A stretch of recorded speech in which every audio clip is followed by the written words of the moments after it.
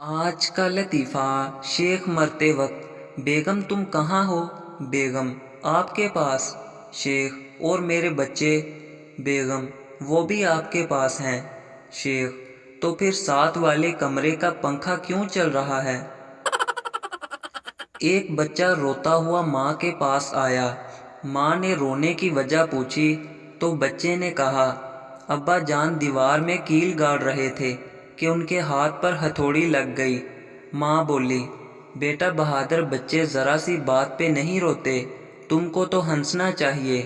بچے نے کہا، ہنسا ہی تو تھا۔ پپو: ابا جی کل اپنا ہمسایہ کہہ رہا تھا کہ 200 روپے دوں گا مجھے ابا کہا کرو۔ شیخ: تم نے کیا کیا پھر؟ پپو: میں نے کہا کہ میں اتنا بے غیرت نہیں ہوں کہ 200 کی خاطر تمہیں ابا کہوں۔ شیخ خوش ہوتے ہوئے: شاباش بیٹا شاباش۔ پپو: ابا پھر 500 میں بات فائنل کر آیا ہوں۔ شیخ: لکھ دی لعنت بے غیرت۔ چل ٹھیک ہے، ویسے 1000 بنتا تھا۔